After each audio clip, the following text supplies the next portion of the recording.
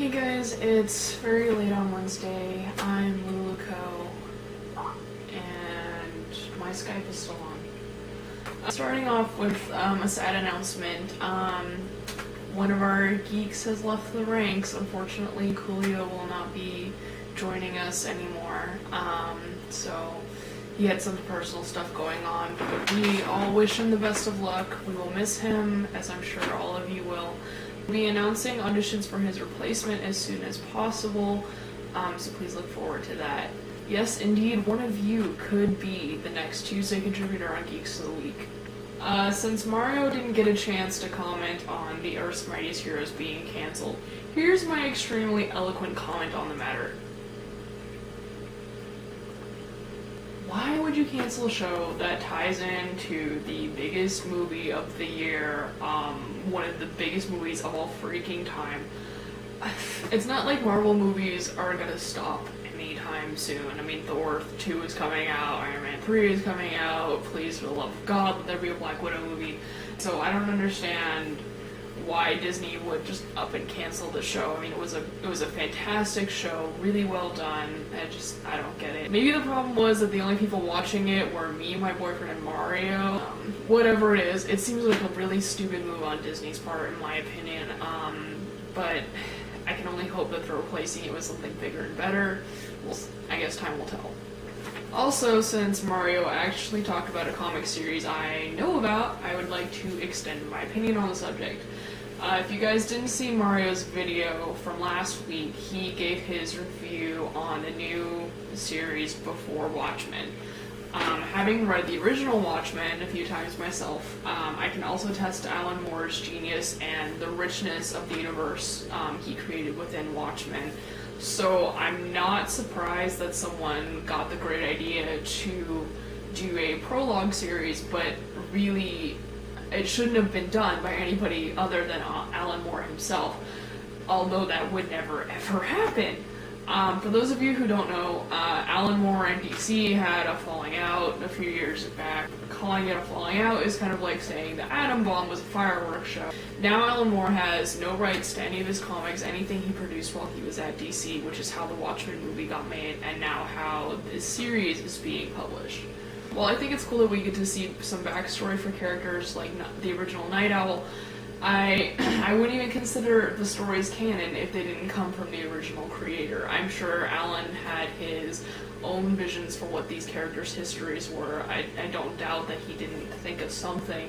And so for another writer to go and create that just seems horrifically wrong to me. I know that sounds kind of silly when talking about the world of comics, where there's so many timelines and authors and all this stuff for, the same set of characters. But one of the reasons I enjoyed Watchmen and was able to get into it is because it's one universe and one story. There's one book, and you read that single book and you can know everything that's ever happened to those characters. And so expanding it into a full universe, especially one not created by Alan Moore himself, I'm not digging this BS. I feel bad. As Mario said, the writers and the artists are very talented, and I feel bad that they got stuck on a project that inevitably I think people are just gonna hate. Moving on, I guess my video last week was touching to some people. I didn't think it was that big of a deal. I was just being honest, but I'm glad people appreciated my honesty. If you thought my video was weepy, go watch Steph's. I think it's really cool that she was also inspired to be so open about her past and her feelings. That's not something that I know she does a lot. So it was really cool of her to do that, so I hope you guys check that out. And she distinctly said in her video that things get better. She grew up, people matured, things changed.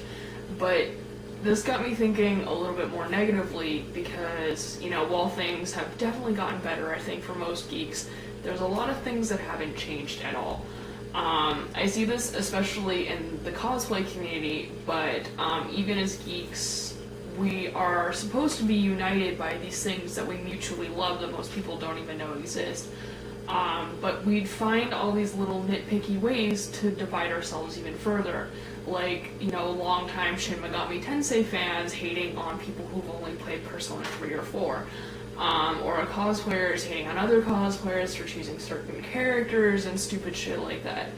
I mean, I'm guilty of doing the same thing occasionally. I think everybody who's ever been in a fandom has done it, but I do try to check myself because it's so stupid how we find reasons to hate the people we have similar interests with.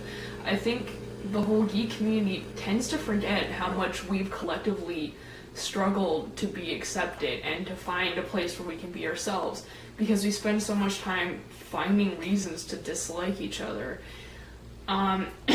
Every community has its drama, but I've never seen similar-minded people tear each other down this much before.